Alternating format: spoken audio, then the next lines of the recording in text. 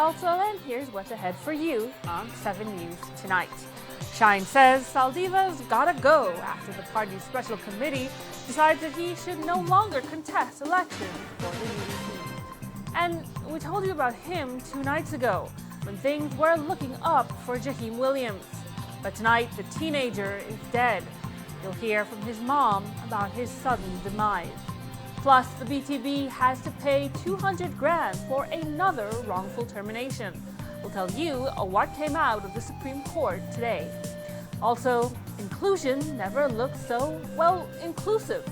We'll show you this year's parade. And these stories and more ahead on 7 News tonight. So please, stay tuned.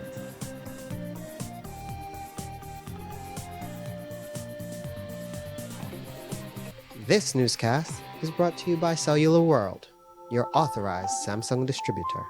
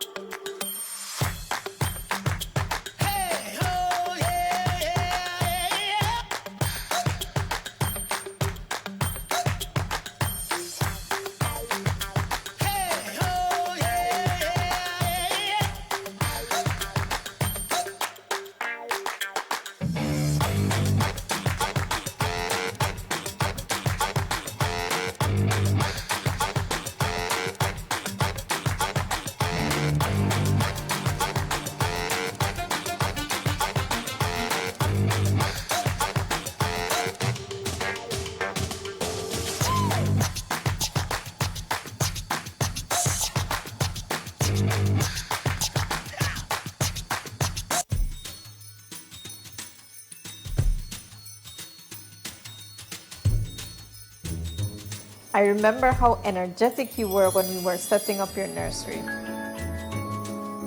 Do you remember this one? That's when we went on vacation. I loved the pool.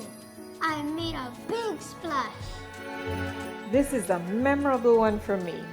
That was the year you were very thoughtful. I remember that year. I had to save all my money to buy everyone a gift. These past years have brought so much joy to our family. You too can feel the Christmas joy with an Atlantic Bank Easy Credit Loan. Borrow for that special gift, improve your home, or for your holiday travels. Apply today and take advantage of great interest rates, easy and fast approval, discounted bank fees, and convenient repayment terms. All approved loans from October 3rd to December 16th, 2022 will be entered into our Christmas raffle. For more details, visit atlabank.com. Atlantic Bank, spreading Christmas joy this holiday season.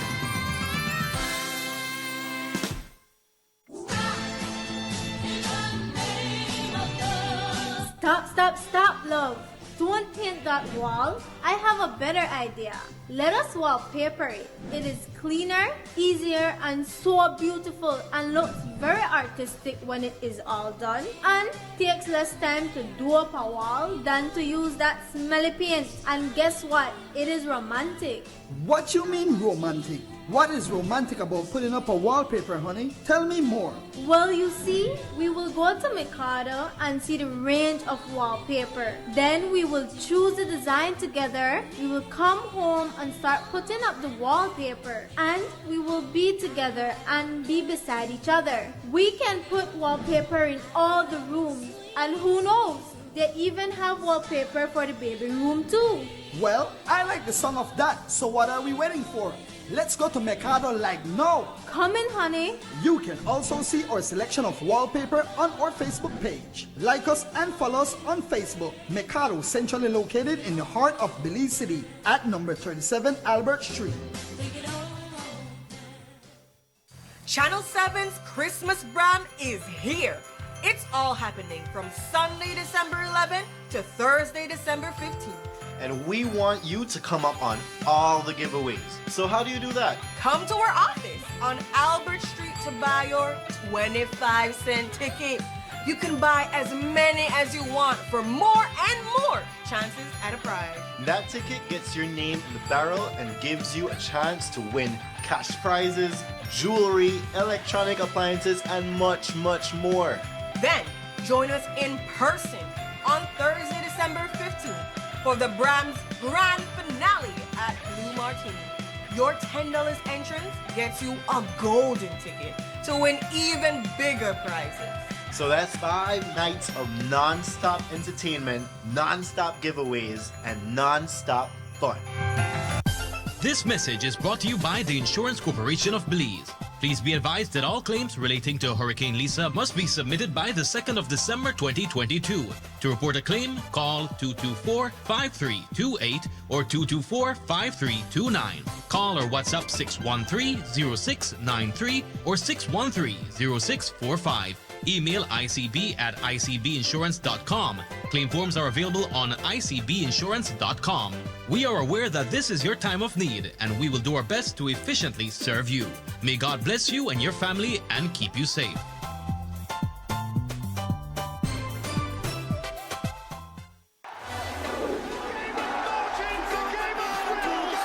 Next Gen takes you to Qatar. Catch the live action and excitement of FIFA World Cup 2022 from November 20th to December 18th exclusively on Next Gen. Make the switch and sign up today. Packages start as low as $5.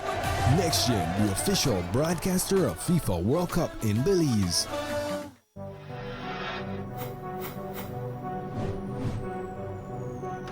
Belize, you're watching the Nation Station, Channel 7.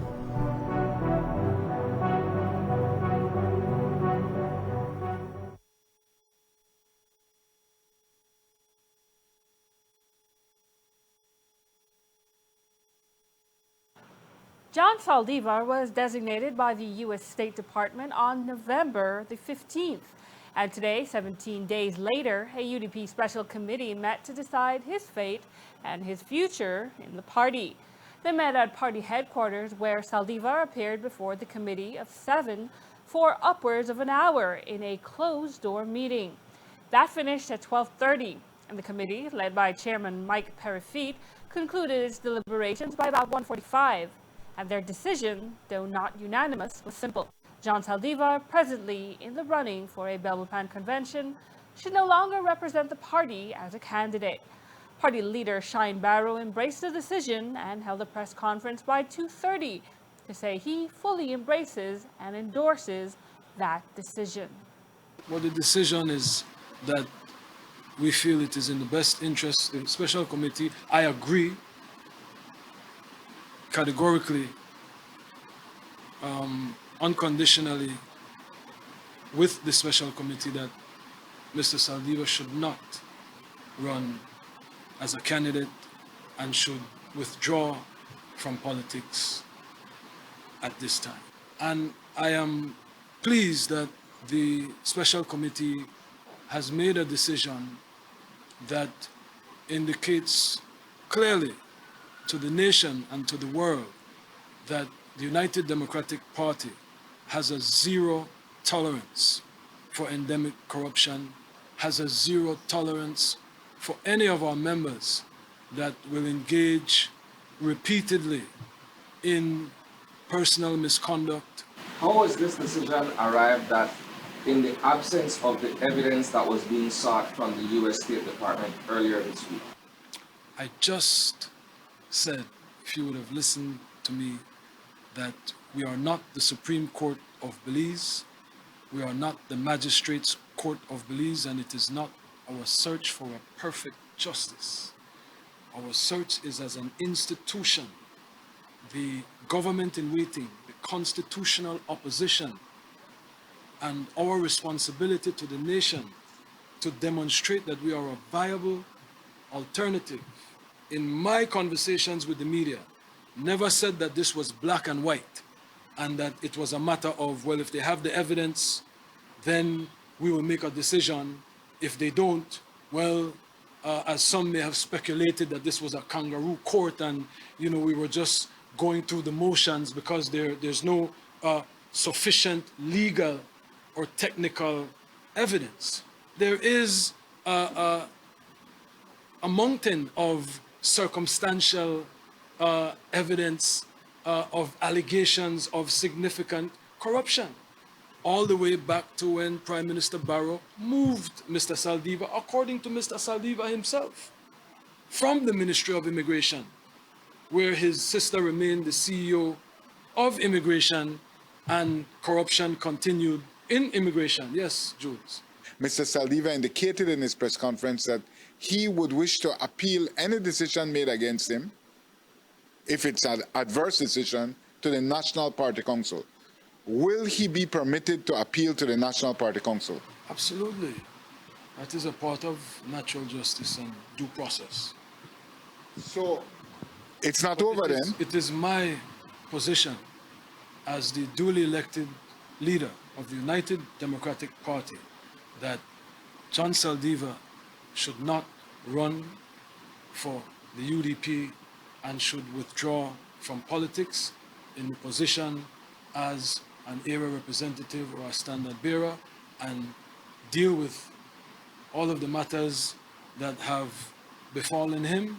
And I think a retirement from politics at this time is the wise decision. I am saying that I have a vote in the MPC, and I will vote that the recommendation, the decision of the special committee stand, and I will do everything to encourage my colleagues to respect the decision of the special committee for the best interests of the party. I am grateful to Mr. Saldivar for all of his contributions to the party, but it is my firm belief that the decision made by the special committee signals the end of his political career. Sir, but you were instrumental in installing him or endorsing him as Western Region Coordinator, and you gave that famous speech where you said he's a man of the people, he's a humble man, he has served this party. You did that just a few months ago, sir. So what explains this total reversal? It is not a reversal, it is a fluid situation. It has developed, and I am big on reform. I am big on rehabilitation. I am big on redemption. I am big on second chances. So while others were not prepared to give Mr. Saldivar a second chance, an opportunity to redeem himself, I had no difficulty with that, because I have been in a position where I needed the people in Mesopotamia, the people of this country, to give me an opportunity to prove myself. So I did that, and you make mention of it. I did it unreservedly. I was not trying to be fancy. I was wholeheartedly behind this opportunity for redemption, and it didn't work out. We have now a situation where there is a designation by the United States Department. There is a criminal investigation by the Commissioner of Police. It is just too much for the party to continue to carry.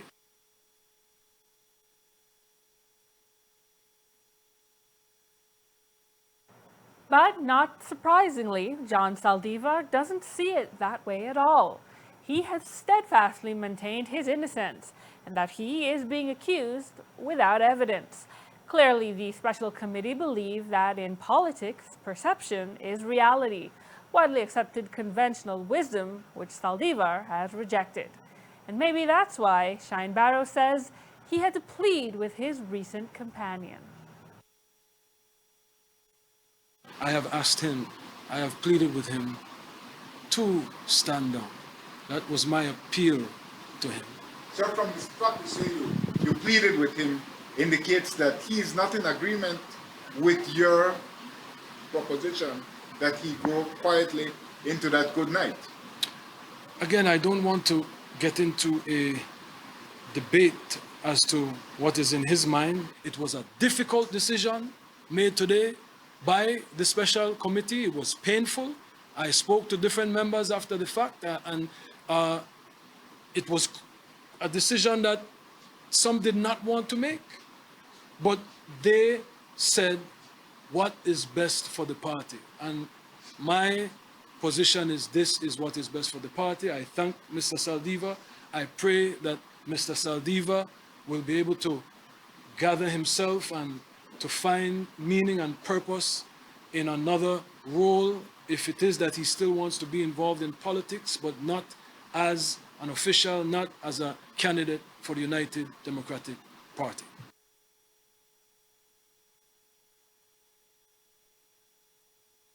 When he was inside the party headquarters, we did try to get a statement from Saldivar, but he flatly refused. He later issued a terse press release via WhatsApp message, which says, quote, "I have been informed of the decision of the Special Committee of the UDP to refer the matter of my continued candidacy for the Balbapan constituency to the National Party Council after a narrow vote against my candidacy. The final decision lies with the NPC, and I therefore await the decision of that august body," end quote. That meeting is scheduled to be held next Friday, we are told.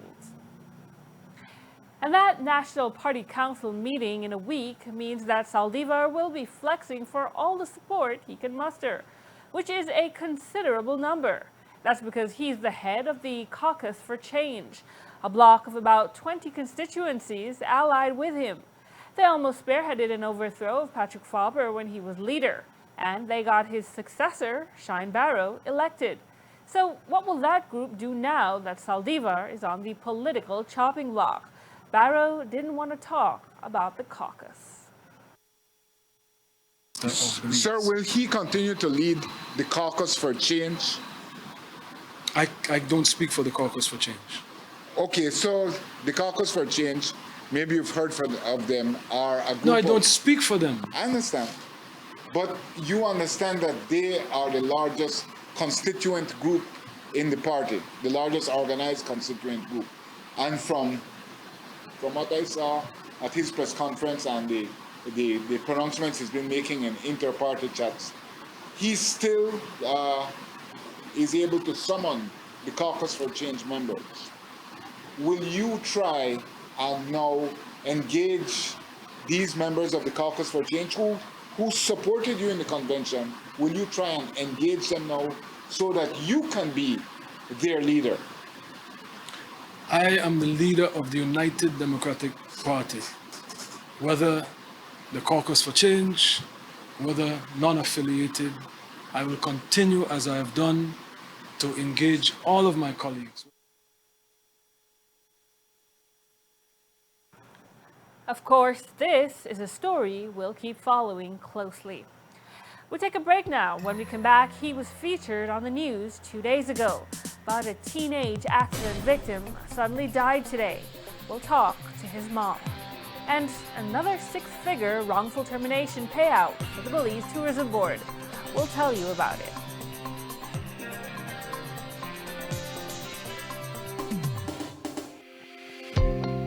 This X-Massive season, get rewarded and build up your B-Bucks at Benny's. Look out for the special B-Bucks Builder sticker when purchasing tiles, paint, home goods, appliances, and more to earn 10, 20, 50, or even 300 B-Bucks on a single item. Remember, B-Bucks is free money.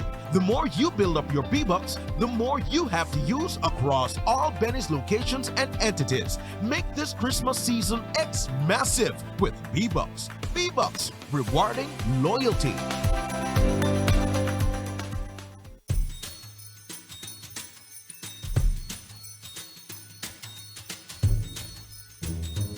I remember how energetic you were when we were setting up your nursery. Do you remember this one? That's when we went on vacation. I loved the pool. I made a big splash. This is a memorable one for me. That was the year you were very thoughtful. I remember that year. I had to save all my money to buy everyone a gift. These past years have brought so much joy to our family. You too can feel the Christmas joy with an Atlantic Bank Easy Credit Loan. Borrow for that special gift, improve your home, or for your holiday travels. Apply today and take advantage of great interest rates easy and fast approval, discounted bank fees, and convenient repayment terms.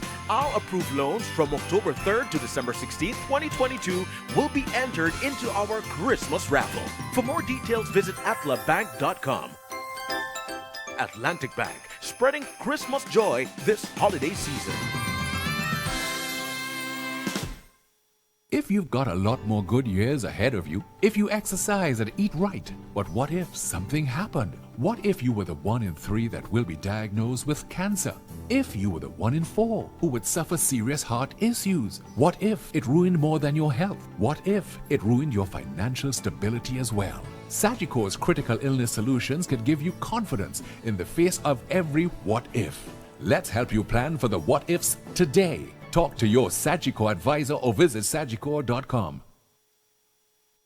Do you need to apply for a social security card? With our newest online service, My Social Security, applying for a card just got easier. With a My Social Security account, you can apply for a card anytime and anywhere, putting you in control. To use this service, you must first create your My Social Security account. Visit our website. Under Online Services, select My Social Security, provide your personal information, and await activation of your new account. After activation, you are free to log in to your My Social Security account to complete your online application for a Social Security card. Be sure to book your registration appointment to finish the card application process. Gain control and truly experience Social Security at your fingertips.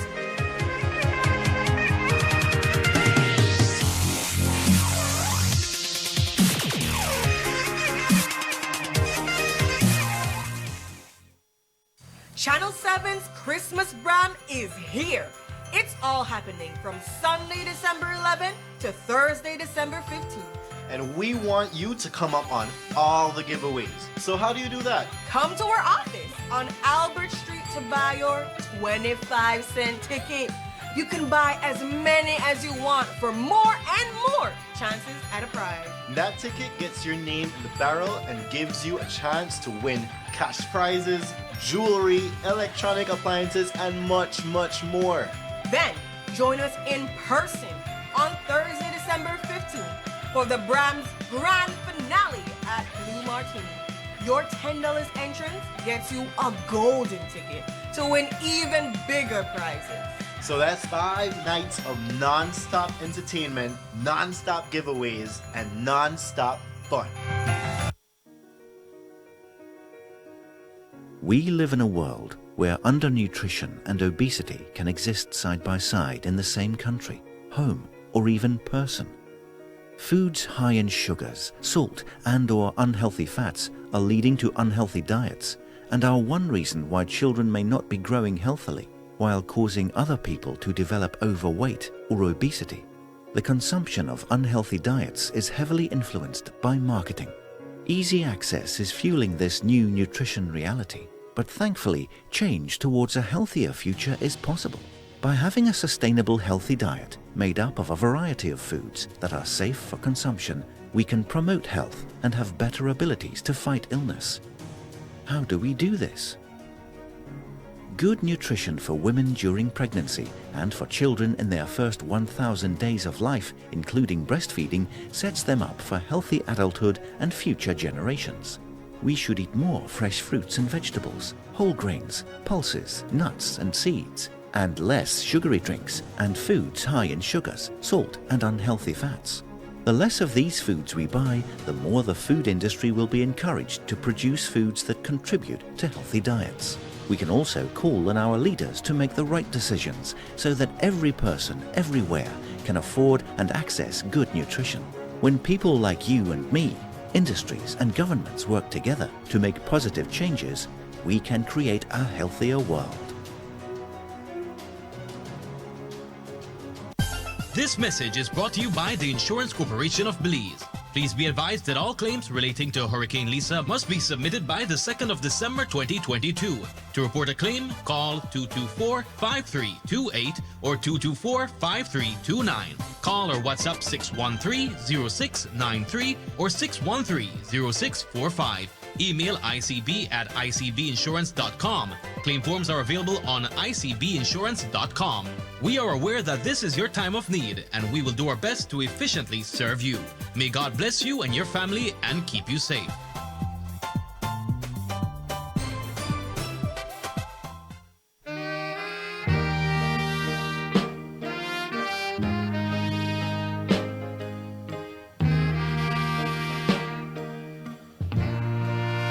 Belize Dara Cyber Home Theater presents a tribute to the late great Otis Redding on Saturday, December 10th, 2022. It's an all-white affair and dance, live music by Mr. Mellow Madness Metro, live DVD performance of Otis Redding on the big screen. Think about it, baby. Listen, you really ought to think about it. Bring out the entire family to the Ex-Servicemen League on 158 Newtown Barracks on Saturday, December 10th, 2022 from 8 p.m. until. Entrance is only $10. I'll let nothing separate us.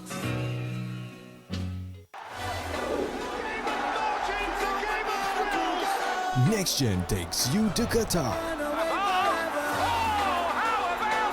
Catch the live action and excitement of FIFA World Cup 2022 from November 20th to December 18th, exclusively on Next Gen. Make the switch and sign up today. Packages start as low as $5. Next Gen, the official broadcaster of FIFA World Cup in Belize.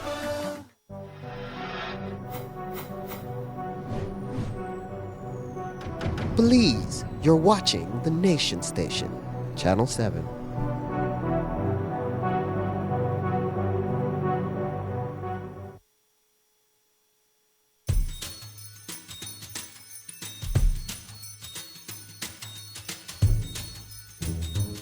I remember how energetic you were when we were setting up your nursery. Do you remember this one? That's when we went on vacation. I loved the pool. I made a big splash. This is a memorable one for me. That was the year you were very thoughtful. I remember that year. I had to save all my money to buy everyone a gift. These past years have brought so much joy to our family. You too can feel the Christmas joy with an Atlantic Bank Easy Credit Loan. Borrow for that special gift, improve your home, or for your holiday travels. Apply today and take advantage of great interest rates, easy and fast approval, discounted bank fees, and convenient repayment terms. Our approved loans from October 3rd to December 16th, 2022 will be entered into our Christmas raffle. For more details, visit atlabank.com. Atlantic Bank, spreading Christmas joy this holiday season.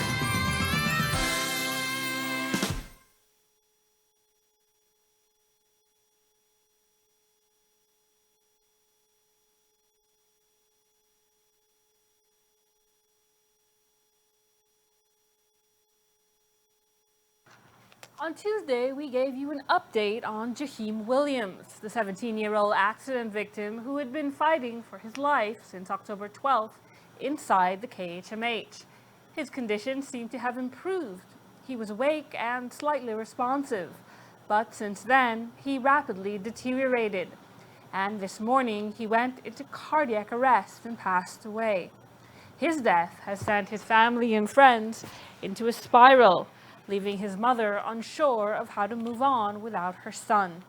Today, Courtney Menzies spoke with her outside of the hospital and has this story. 17-year-old Jaheim Williams was a bright teenager with a love of football and a dream of being a teacher. But the endless possibilities he had before him vanished the moment the busito he was traveling in almost 2 months ago collided into an ambulance. And while Jaheim held on for weeks, The sixth former passed away early this morning as his mother was trying to procure the medication that might have saved his life. Day before yesterday, I came to the hospital and they told me that they had found a bacteria in his lungs and he was passing it through his urine as well. So they had to put him in isolation because they're not sure if it was contagious or not. So basically we had to find out, they had to put him on a new antibiotic. Like always, there's none. So I had to do it on myself again, get the prescription, and I went to Chetomal yesterday. I located that antibiotic at Clinica Carranza, but they had to order it at Merida, so I had to pay, and then I had to go pick it up today at 1 o'clock. So when I got the news about Jaheim passing this morning, I was on the bus 6:30 this morning. They called me. The bus didn't leave as yet. It was still at Terminal. And they called me. They told me that he passed. I just jumped off the bus and I came over here. Right now, it's really rough. As people watch me now and say, this lady is strong, but I'm tearing up inside. I still in disbelief, but when I went there this morning, I stood there in the room with Jaheim, and I watched him, and Jaheim looked normal to me, like every day when I come here. That's how I used to see him. So to me, I was just still not saying that he's dead until when I see until they wheel him out in that body bag, then I could say that he's gone. And that pain is compounded by the fact that Jaheim was just trying to get home, the same routine he did every day. It was on his way that the ambulance, which was overtaking another vehicle to save someone else's life, crashed into the busito he was traveling in. And up to now, no one has been charged, so there are no fingers to point the blame. But Williams says the family is looking at taking legal action. From the understanding that I had gotten when I reached out to the officer that was in charge in Corozal, he had told me that they had passed the file to, I think it's the DPP, and they're doing a thorough investigation before they could point finger on who is in the wrong. So they haven't come to a decision as yet. So I just have to wait until they finalize that. I've spoken to our families, and we're trying to see if we could get some legal advisory on this situation. Like I said, Jaheim was, like you said, at the right place at the wrong time. So we're just, I don't know, I'm lost right now. I honestly don't know what to do or what to say right now, but we're trying to see if we could get some legal help. But even so, Williams knows that nothing can bring back her second son, the mannerly, active, helpful boy she cherished for 17 years. And his aspiration of one day passing on the knowledge he'd gained in life was so quickly dashed. Jaheim was always he was a really respectable child, always happy when he, Jaheim was always happy. Everybody loved Jaheim. Although he like rail up and everything, he has his bad side and have a good side.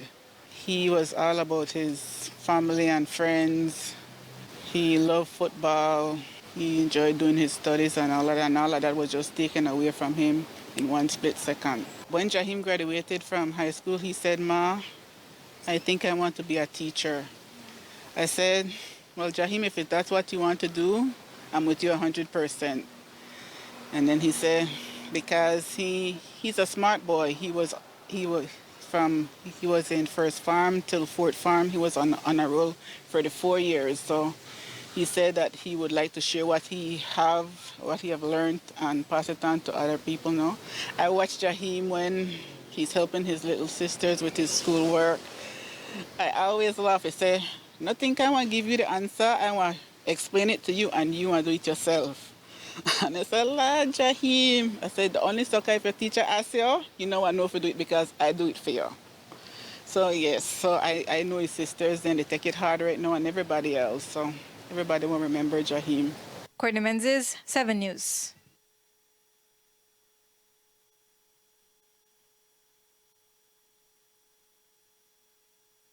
Which happened in Ranchito Village, Corozal. No one has been charged. And in other hard news, the siren sounded on the north side this afternoon at 2 when a small wooden structure on St. Joseph Street went up in flames. Firefighters were still on the scene when our news team arrived, and the structure was not much more than ash and soot. And in the immediate aftermath of the blaze, we spoke to the fire victim's sister and neighbor, who was just grateful that the fire didn't make its way over to her home. Here's what she told us. Where were you when it got work? And I got a phone call, but I don't know from who, but when I work up, so when I come around the curve, they don't have a fire already. I already do the ball and drop, because I said, Lord, I don't want my house, but geez. Because I see how close we there. Yeah, with the close. But this is not the first, second, third, nor fourth. This is the 5th time he do that. But no, he burned down. So it's your brother who lives next door. How is he? I don't know where. Well, but you know he not correct, so he attack on craziness. Then they talk to white sense on him, you know. So he came explain himself. A fire. Then he claim, well, I may see the crackhead up there, but I can't say that he. Because I know my brother have mental problem, and he do this before, but 4 times before now. But finally, he burned down now. And you have a whole other set of worries now, because where will he live? Not my problem. That he caused it. You understand? And when my mommy alive, he made the burn it down. So, well, he succeed now. When he I was afraid for him sleep. Because I know, right? Because only him up there. Not never in the house, you know. Nothing, lone rubbish and he up there. Not never in the house. And I say nothing, I mean nothing. I don't know where I don't know where it happened, but him I don't want to take it down. The only thing I have to worry about, to the water, my stove, the water, by the kitchen scotch up, and some part of my living room wet. And that's a little repairs I have to, you know, but I don't want nobody, I don't like hands out. I don't want nobody, you know, and weakness, you know. So I got children, so.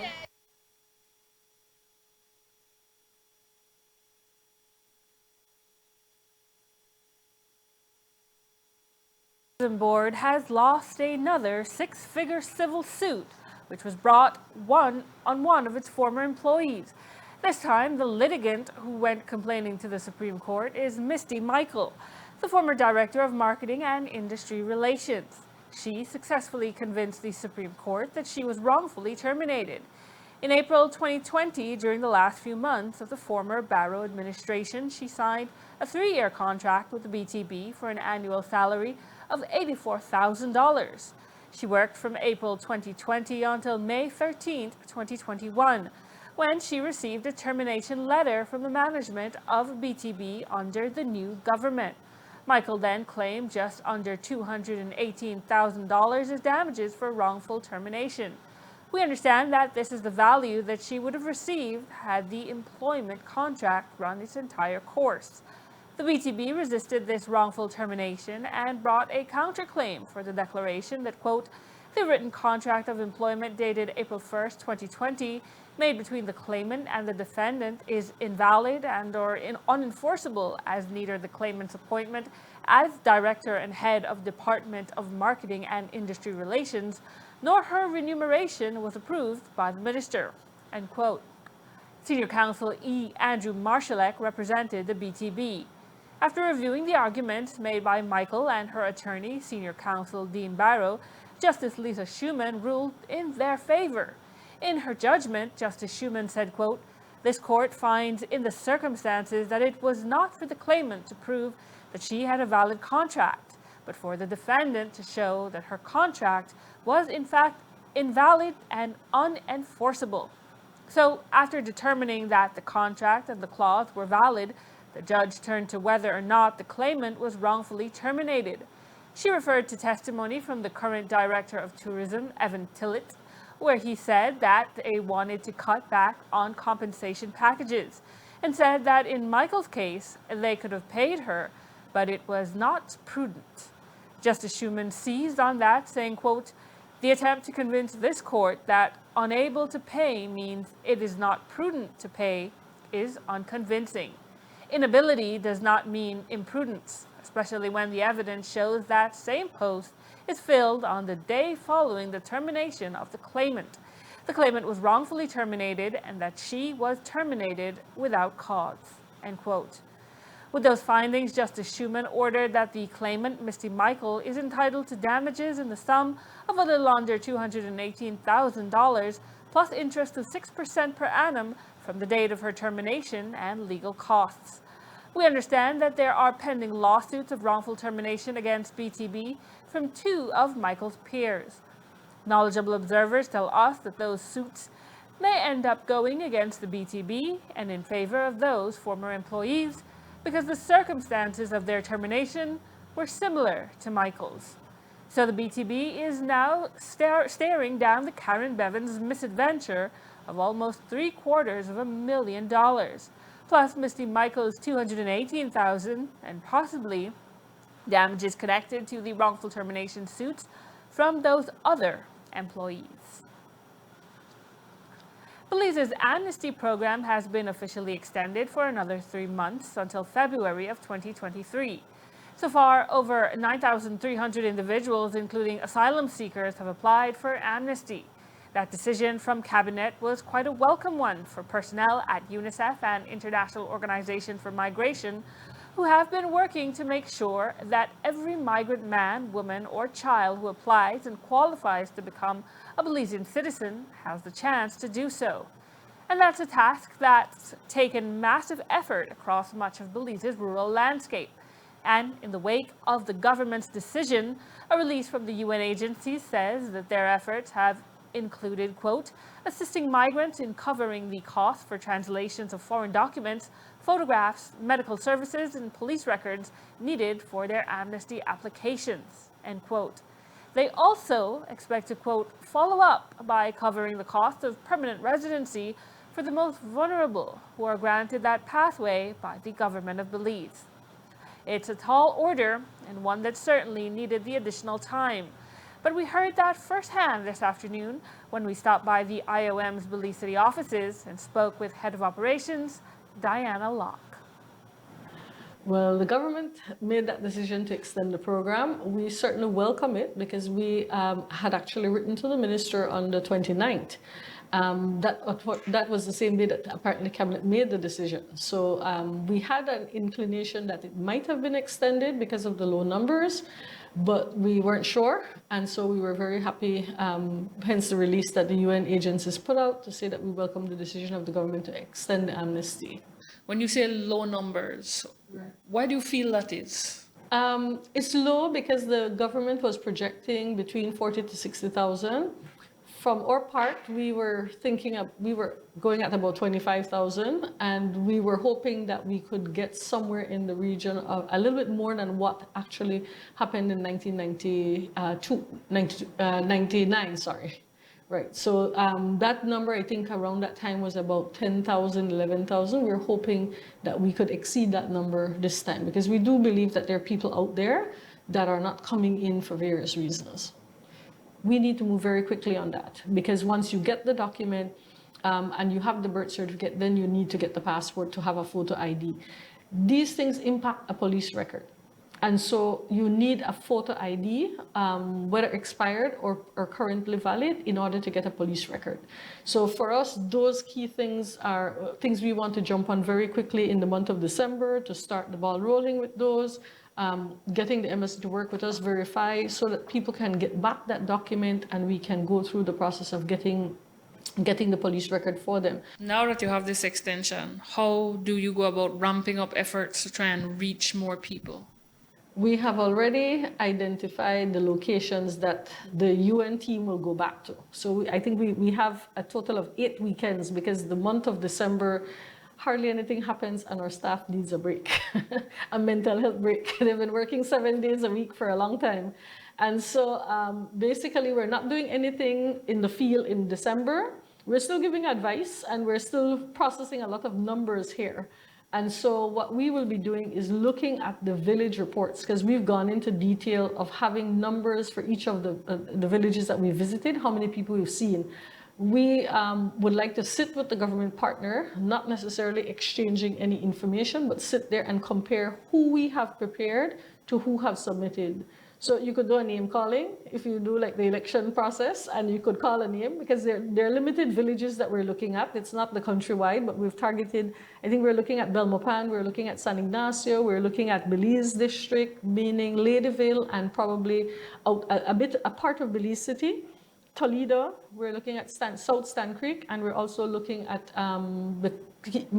perhaps Key Cocker and San Pedro, but they would have to come together in one location, more than likely in San Pedro. So that's what we're targeting right now. We're doing some calls, talking to people on the ground out there.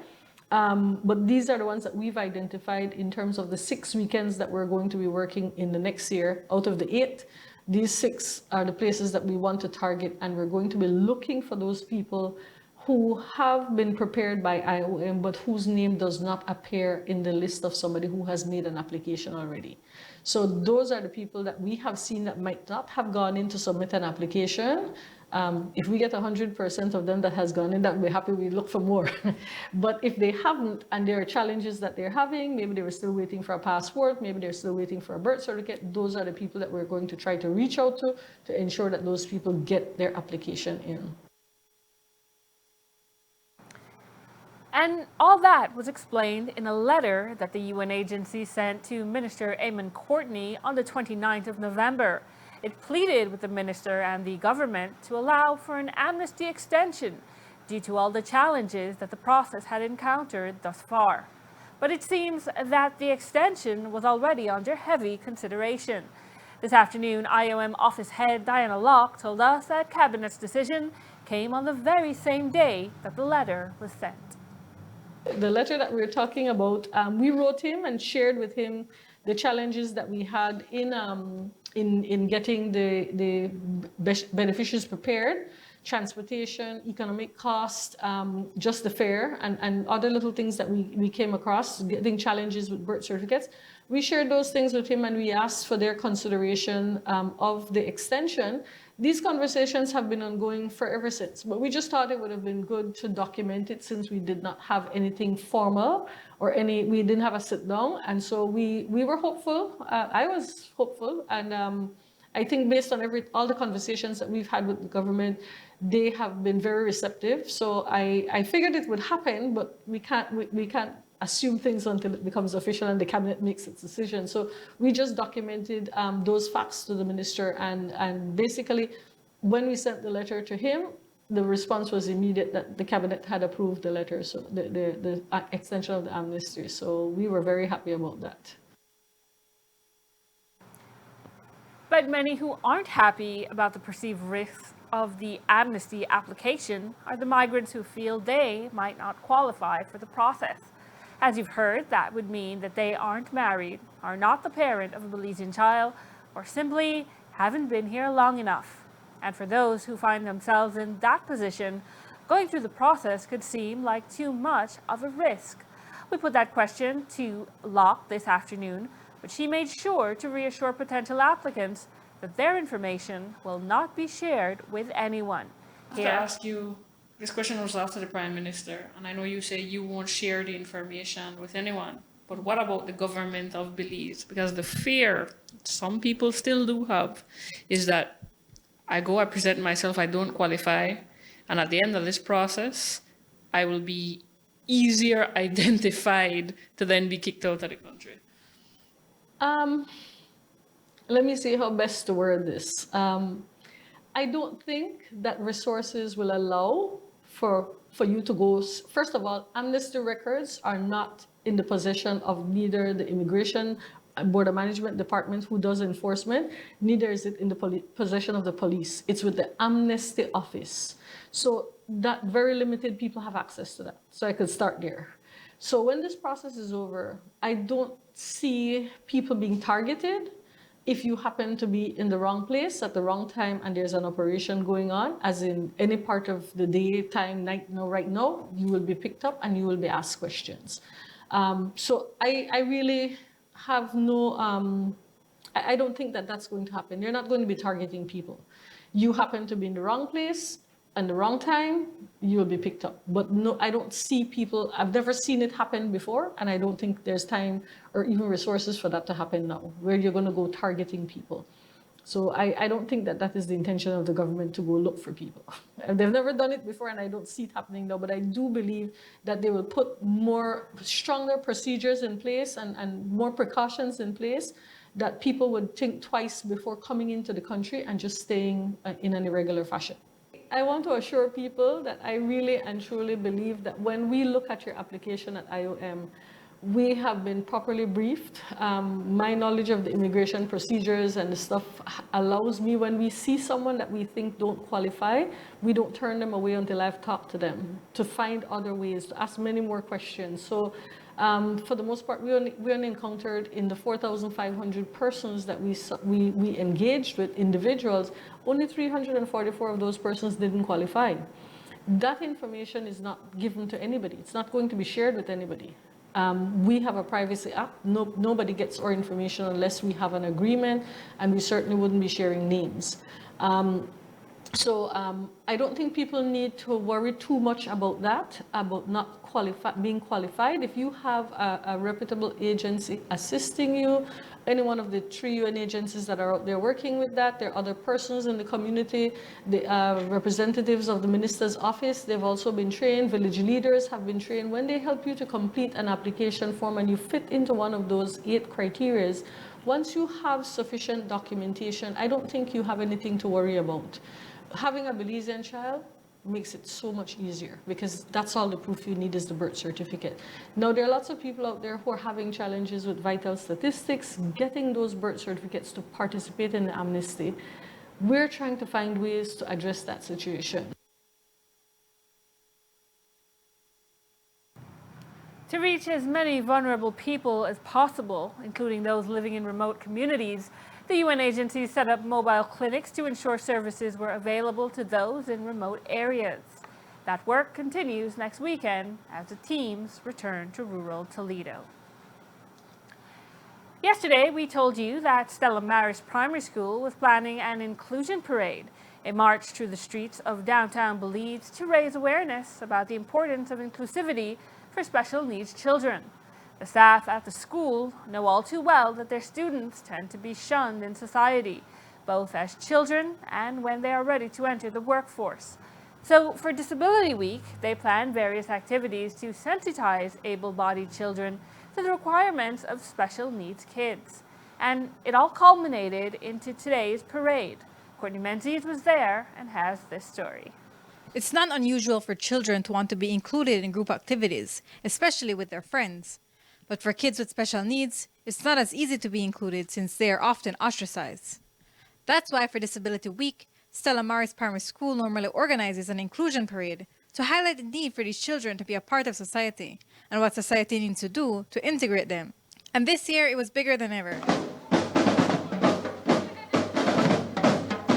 with participation from a number of organizations and schools, which is exactly what Stella Maris and the other organizers hoped for. It's a beauty that this week is celebrated as Disability Awareness Week. We're so happy to be here, and we're so happy to see so many schools participating. And in one way, it is showing inclusiveness, and that is what we need throughout the year. We know that at times, it's good when there's an event, but throughout the entire year, inclusiveness is very important.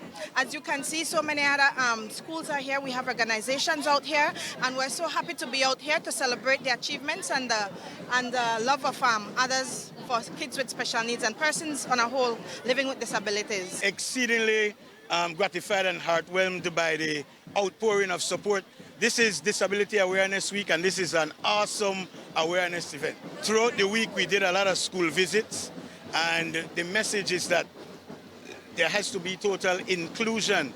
The students who are fully abled, they have a good appreciation, understanding the limitations of persons with disability, and they want to take on the role and responsibility of being their partners and include them and having them feeling encouraged, welcome and included. First of all, the outcome was outstanding. I think it's the largest one I've seen. We had a lot of participation from different schools. I think all the city high schools came in. We had not only just participation in the parade, the SCA girls came about and they actually cleaned up the entire park afterwards for us. So that's outstanding. At bringing up the rear of the parade was the Minister of Human Development, who spoke about the importance of respecting and including special needs children. Happy Disability Week, and let's support all our people with disability, whatever special need. As you can see on the back of the T-shirt, say somebody retarded or what, they have special needs, and we're raising awareness to all people with disability.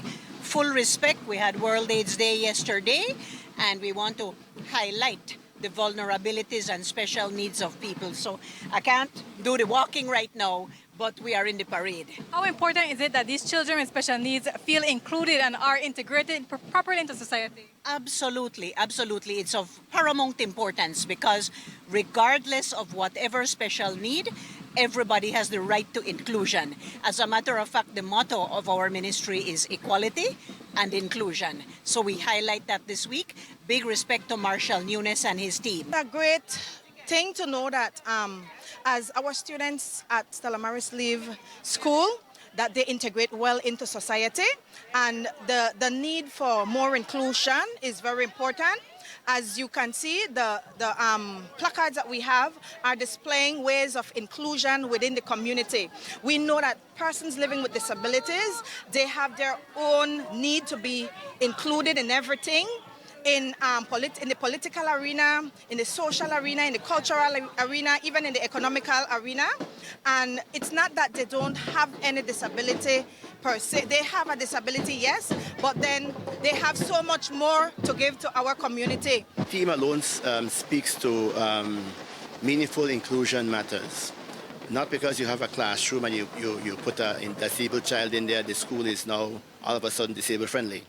So it has to be with the tools and all the material and the know-how from the teachers and the oversight from the ministry, which they have, to make sure that the inclusivity is there. Also to integration between the children, making sure that they understand that some people are born differently and that they can still be friends, they can still hang out, they can still play as well. And as long as that is being constantly being endorsed and pushed by the ministry and the people and the school and the persons and the parents, it will lead to better, higher inclusion and a greater level of satisfaction from everybody, those who are able or disabled at the same time. And the adults aren't the only ones who had a good time. The marching, dancing, and the beat of the drums excited the children, who were glad to have a day out of the classroom. Feeling today? Good. What do you think about the parade? Good. Are you excited to march in this parade? Yes, Mom. How do you feel about all the people who are out here? I can't say good, but that's just go we are then, but the community is also good. What's your favorite part about the parade? I like it so much.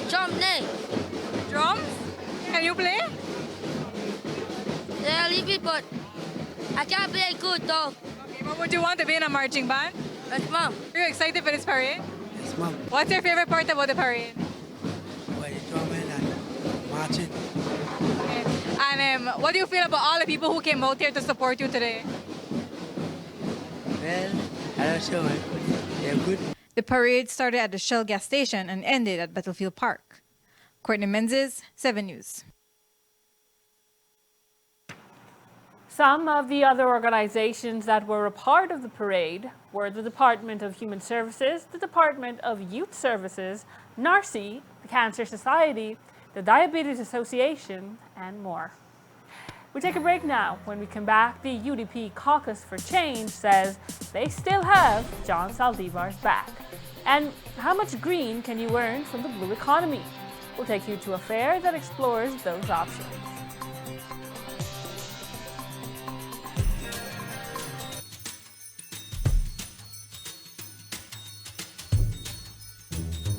I remember how energetic you were when we were setting up your nursery. Do you remember this one? That's when we went on vacation. I love This is a memorable one for me. That was the year you were very thoughtful. I remember that year. I had to save all my money to buy everyone a cake.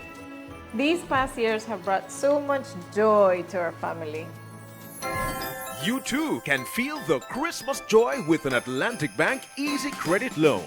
Borrow for that special gift, improve your home, or for your holiday travels. Apply today and take advantage of great interest rates, easy and fast approval, discounted bank fees, and convenient repayment terms. Our approved loans from October 3rd to December 16th, 2022 will be entered into our Christmas raffle. For more details, visit atlabank.com. Atlantic Bank, spreading Christmas joy this holiday season. Every business has a beginning. The BCCAR is transforming the business environment through digital registration. OBRS is a secure, web-based solution that will allow users to easily register your business or company, file documents electronically, receive e-certificates, and more. Business registration goes digital on November 28, 2022. Follow us on Facebook and YouTube to learn more about the OBRS. I must be dreaming. Oh no, honey bun, you're not. Everything you hear so far, that's true. Delta Store has a new look. Delta Store is at the same location, right down Albert Street. Delta Store has a wide variety of fabric.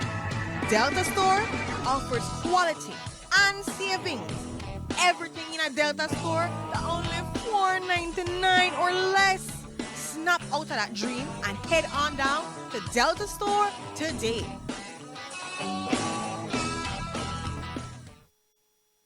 Channel 7's Christmas brand is here. It's all happening from Sunday, December 11th to Thursday, December 15th.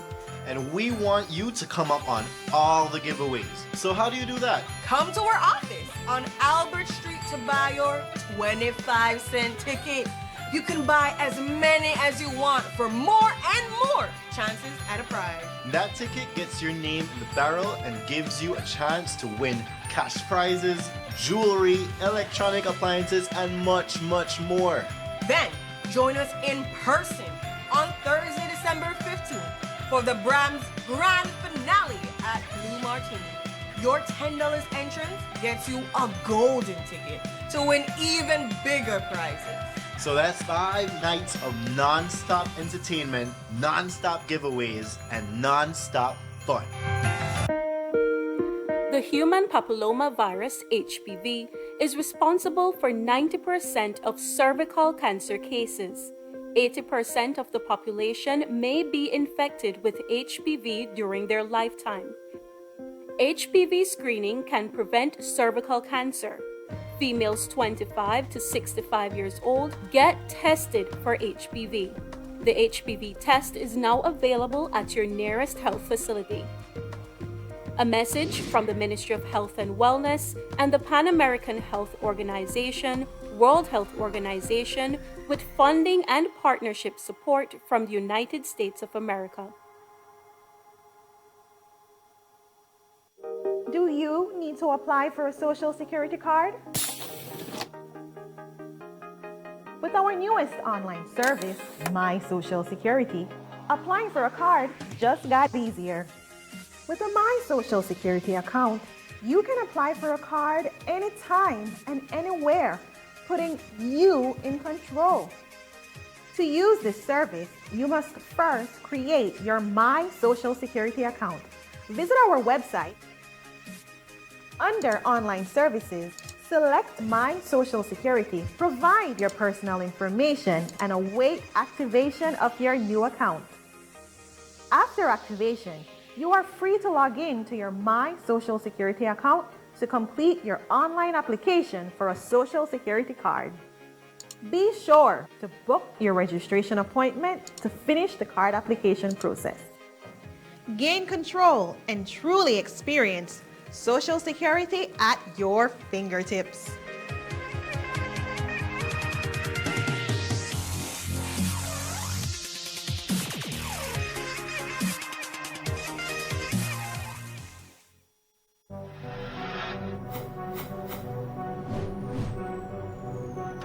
Please, you're watching the Nation Station, Channel 7.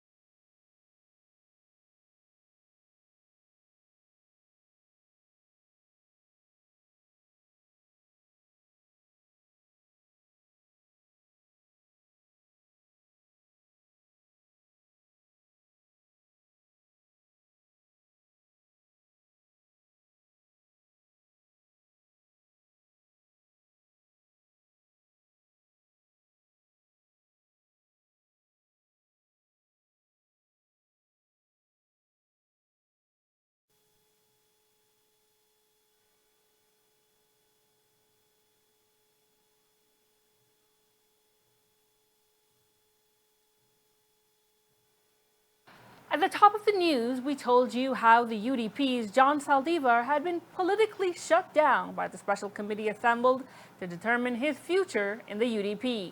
Their verdict? He has none. But he will appeal to the National Party Council, and as we told you, the wild card in the power play is the Caucus for Change, which Saldivar created and controls. But the hanging question was, does he still control it, now that even his own party leader has turned against him? The answer to that came a few minutes ago when the caucus, through Saldivar, issued a release via text message saying, quote, "Our caucus is clear and determined in our support for John Saldivar in the absence of any evidence to prove his guilt. We believe it is only right and just that the people of Belmopan choose their leader. We will therefore vote accordingly at the NPC," end quote. That essentially throws the gauntlet down to leader Shine Barrow, who will now have to try and use his financial clout within the party to try and snipe off some of Saldivar's supporters.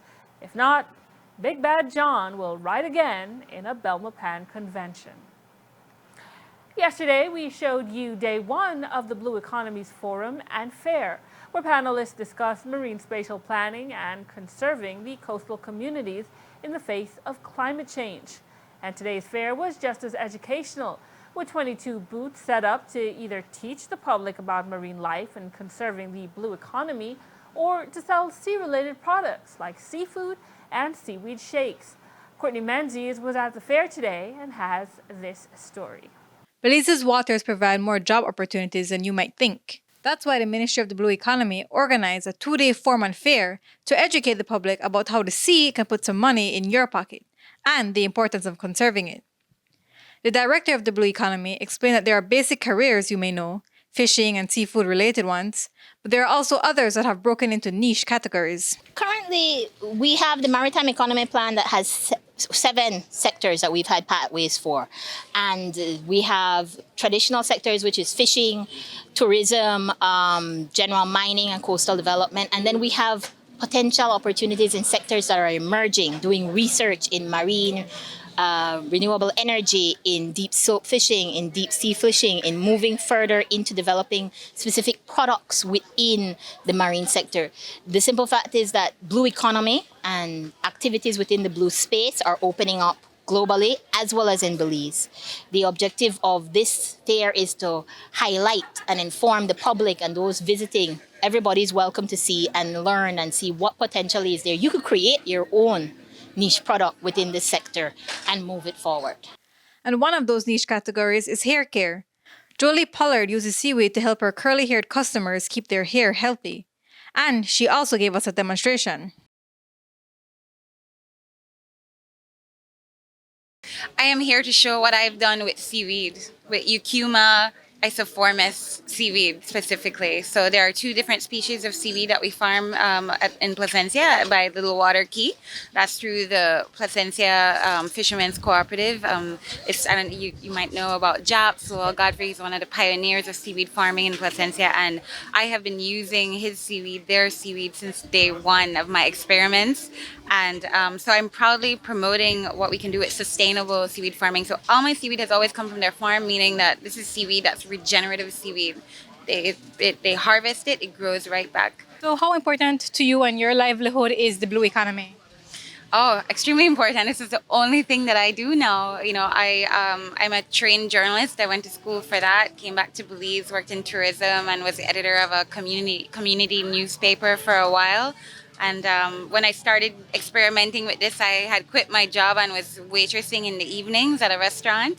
And now this is all I do. And I buy my seaweed directly from the farmers, so they get to sell me their seaweed. I buy it from them, and then I make these products and I sell it to people who want beautiful, healthy hair. You mentioned how you had put this chemical treatment in your hair, and so now it's transitioning. We can see that the roots, it's growing out, it's natural, and then at the ends, it's chemically processed.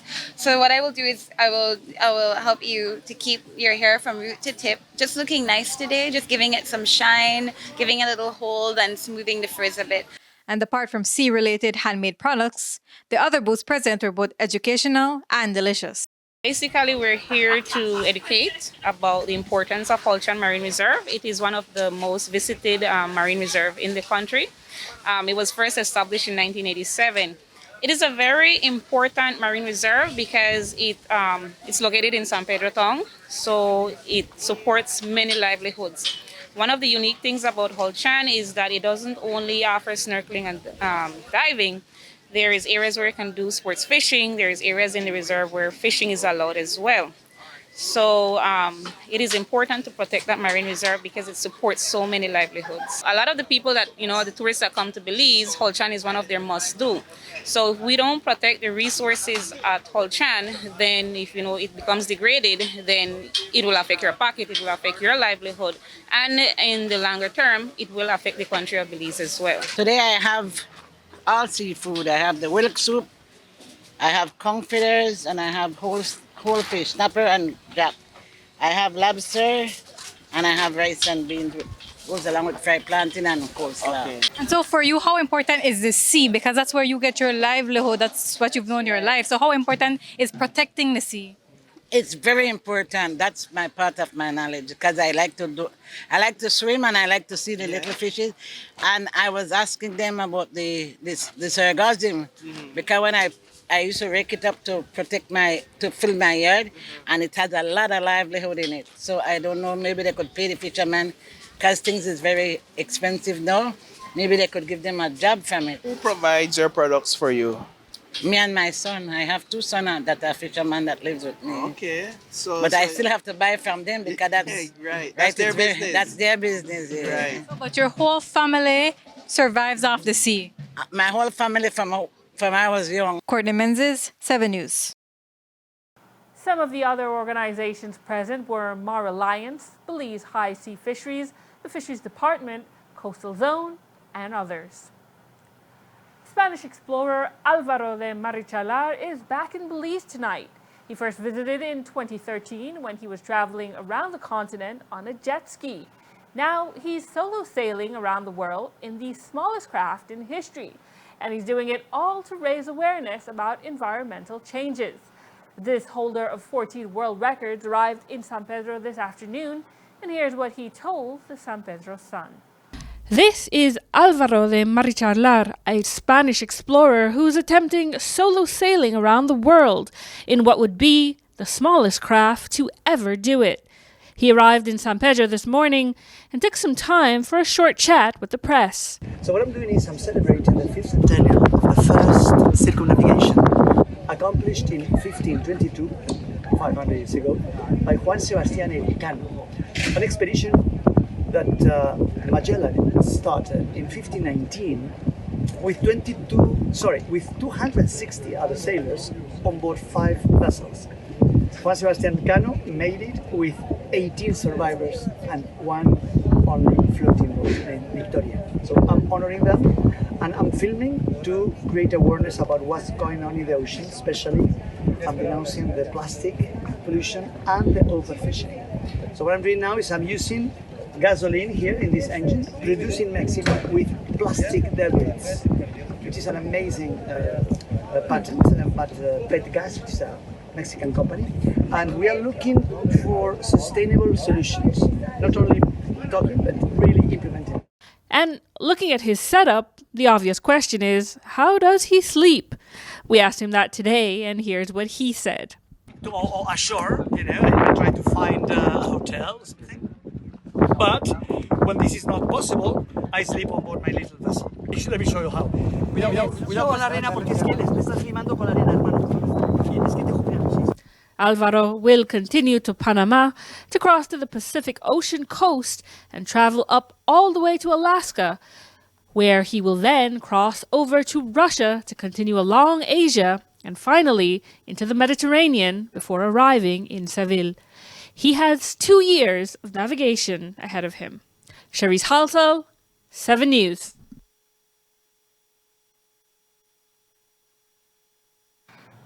The Marichalar set sail 3 years ago from Seville on August 10th. The pandemic stopped his expedition until February 19, 2022, when he was able to restart his challenge, sailing along the Gulf of Mexico all the way to Bacalar.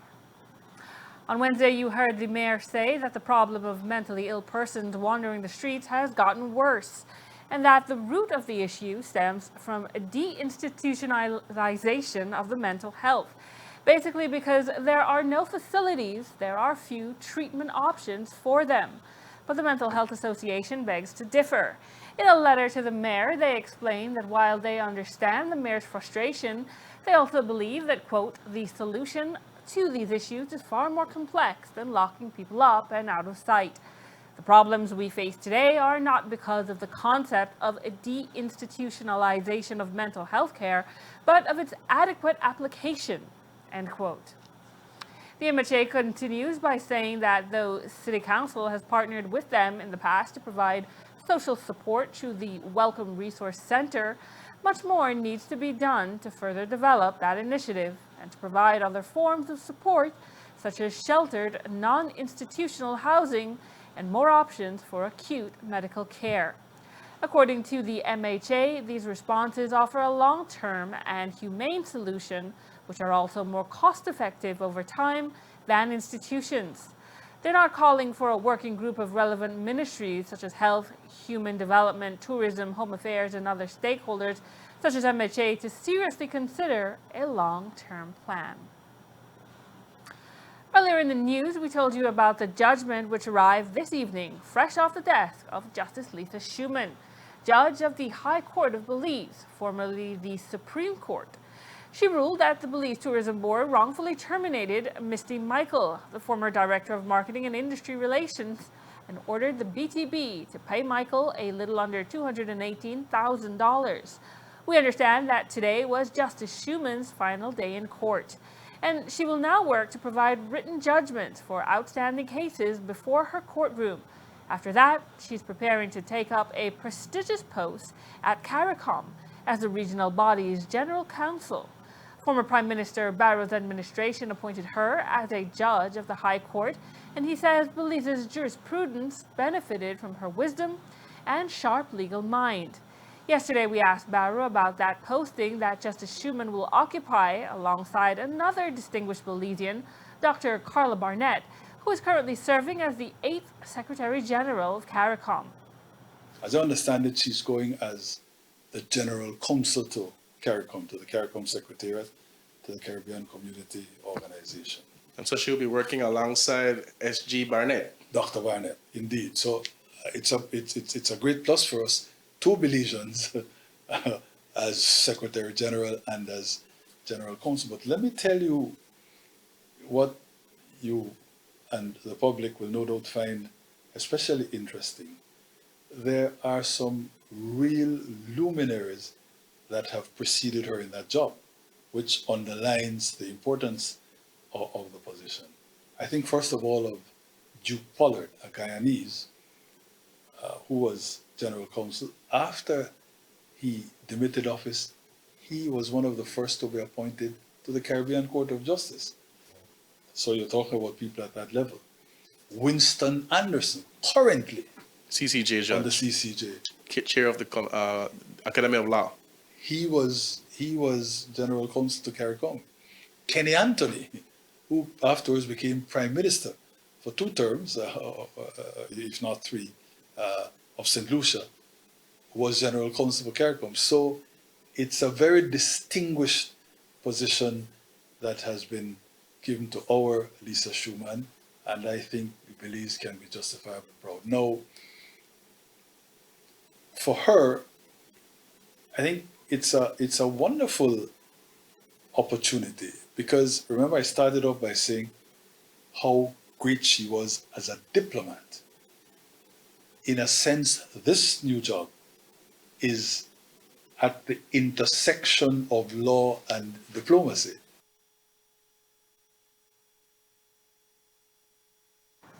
So why did the former PM brave criticism from his party's supporters to appoint Justice Schumann, a former PUP Minister of Foreign Affairs?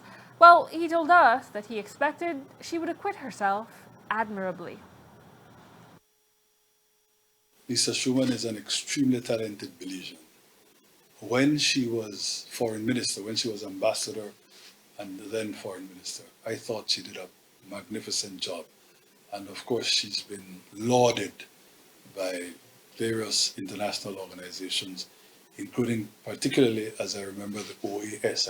They gave her some sort of accolade for how well she performed when she was our ambassador to the OAS. So that she's bright, of that there's never been any doubt. As a judge, she's made an absolutely positive impact. There are two things. It's not just that she is good and she knows her law and that she works hard. It is that her temperament, her judicial temperament, is perhaps the best I have ever seen. And let me tell you what I mean by that. You go in front of her with a case. Number one, she has prepared. She has read what it's all about before the matter starts. So she is mistress of her brief. That's the first thing that's absolutely outstanding about her. The second thing is the way she treats litigants and counsel. She is extremely even-handed. There's no doubt that she's the boss, but she has the kind of confidence in running her courtroom that means she doesn't have to scold anybody. She doesn't have to get rude with anybody. She doesn't have to insult a soul. And there have been judges in the past, not particularly during my time from 15, 16 years ago, but, and this is of course reports that I have had that have, whose conduct in that regard has left a lot to be desired. Lisa, completely equable at handling things with equanimity. In other words, she was judicial and judicious without being officious. Never had to put her foot down and assert her authority. It came naturally because she behaved in such a way as to command respect. As viewers will have definitely taken notice, Justice Schumann was very media-friendly, a stark contrast to her brother and sister judges. In other news about the judiciary, Governor General Froila Salam swore in 3 members of the judiciary: Chief Justice Louise Blenman, Justice Minette Hafiz-Bertram, and Justice Michelle Arana. Chief Justice Blenman was sworn in on September 2nd, but due to the passing of the Senior Courts Bill, which saw the restructuring of the office of the Chief Justice, she was sworn in a second time on November 22nd. With this new procedure, she can now assume her new role as the judicial leader of the High Court, formerly the Supreme Court and the Court of Appeal. Justice Hafiz Bertram was sworn in on November 22nd as the president of the Court of Appeal. Since December 2020, she has held the post of acting president. And finally, Justice Michelle Arana was sworn in on Wednesday as a judge of the Court of Appeal. She served as acting Chief Justice from April 2020 until the recent appointment of Chief Justice Blenman. Earlier this week, we brought you coverage of the latest compliance hearing hosted by the Caribbean Court of Justice to hear from the government of Belize and the Maya of southern Belize. They were looking for updates on how far the two sides had progressed in implementing Maya communal land rights. If you ask the two sides, they'll freely concede that they have made some progress, but that there are many more steps that must be taken to turn this principle of Maya community land rights into a recognized and respected system at the Ministry of Natural Resources. Also, depending on who you ask, the other side is responsible for delaying the process. You've heard the Mayan side complain that the government regularly makes unilateral decisions that they don't support. For example, submitting a draft FPIC protocol, which they did not sign off on. Well, yesterday evening, Senior Counsel Andrew Marichalar told us from his observation the claimants are quick to take an adversarial position on minor issues. He reasons that those quibbling over minor issues is causing delays in finalizing more critical agenda items on the implementation roadmap, which called for crafting documents such as a Maya land policy. Here's how he made that case to us via Zoom yesterday. The roadmap calls for the formulation of a Maya land policy. And that will be a document which describes the concepts and ideas which are to form the basis for the legislation. So it's a document that you'll present to the people who will actually draft the legislation in order to achieve these overall objects as stated within that. That policy is something we've been actively working on and trying to settle. Now, this is an issue that has attracted diverse views. So it's important from a government's perspective that everybody gets on board with the policy at the beginning. You don't want a situation where a policy is created, it goes to drafted, and when you're looking at the bill at the final moment, nobody can agree to it. We need to start building consensus from the very beginning, and it starts from building that consensus within government itself before it can present it to the other side for comments and further consideration. And it is building that consensus within government that we've been working on, the consensus of policy. So there's a cabinet subcommittee appointed, and they've been dealing with it in great detail. And that's where we are just now. Once that document is completed, then it can be shared. It can go through all the consultation process. Everybody else can offer their views on what they think it should be or shouldn't be, or what needs to be done in relation to it. And once that's settled, then it goes to drafting. And then once the draft is prepared, which reflects the policy, then that again is consulted upon. And everybody gets to say whether they like that or don't like it. And then eventually that goes through the legislative, that's presented to Parliament and goes through the legislative process. So all that needs to be done. And while that might sound simple, given the nature of what's involved, the magnitude of the claims, the potential for negative impact on the rest of the population, and the need to balance and harmonize all the interests that are affected by it, it's a mammoth task. And that's where our efforts need to be focused. Marichalar is hoping that the claimants will keep in mind that the government has to tread carefully, because the swathe of land that could end up being deemed as Maya customary lands could be as much as 1 million acres. He points out that the authorities and the cabinet must carefully consider all consequences, intended or not, that could flow from the implementation if it is mishandled. So what does he think about the complaints from the Mayas that the government's intended change in the contractual arrangement with the Dispute Resolution Authority is inadequate?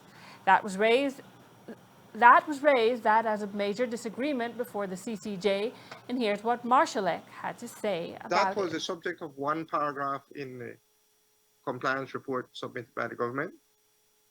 And on any reading of that paragraph, it cannot mean what the other side is suggesting it means. All it says is that there is no longer any desire to keep contracting Mr. Lara, which is on an annual basis, when for the last year, since last November, there has been no new complaints to the authority. So what we said is look, we won't renew the contract, but if any complaints are made, we hire the authority, we pay the authority on a per job basis. And that's the clear meaning and intent of what was reported. That has been taken and misrepresented entirely to suggest that government is doing away with the authority and there'll be no independent person to whom complaints can be directed. That clearly was never the intention. So what about the part that says that the possibility exists that complaints could come through the Office of the Commissioner of Indigenous Peoples Affairs? The other side clearly doesn't trust him to be completely objective since he's an agent of the state. What are your thoughts on that? He's not deciding on any complaints. It's a place where the complaint can be lodged, and then the steps taken to pass it to the expert, to the independent expert. As it is, when these complaints go to the independent experts, generally she will investigate, fine, and give directions back to the same office. the same commissioner you referred to take remedial action. The point is, if you want to make a complaint and the complaint passes through the office, then he can take remedial action even without having to go through all the formal procedures.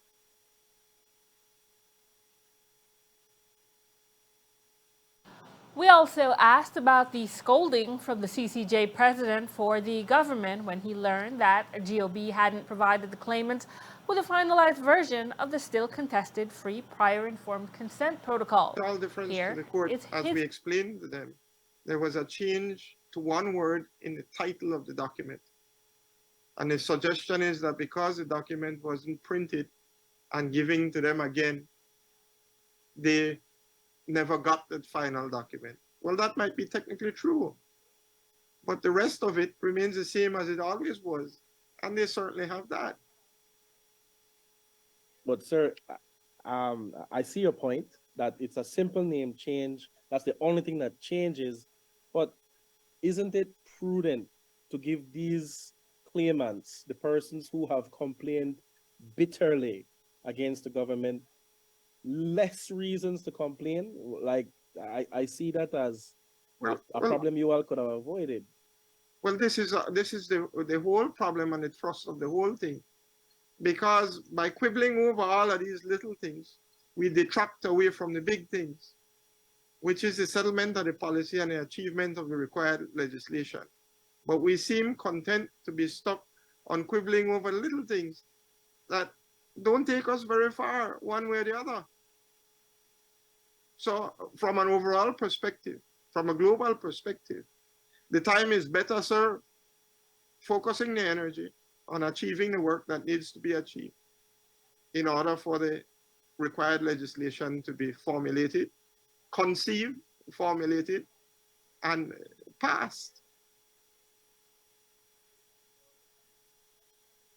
And that's 7 News Tonight. Thanks for watching. I'm Cherise Halsell.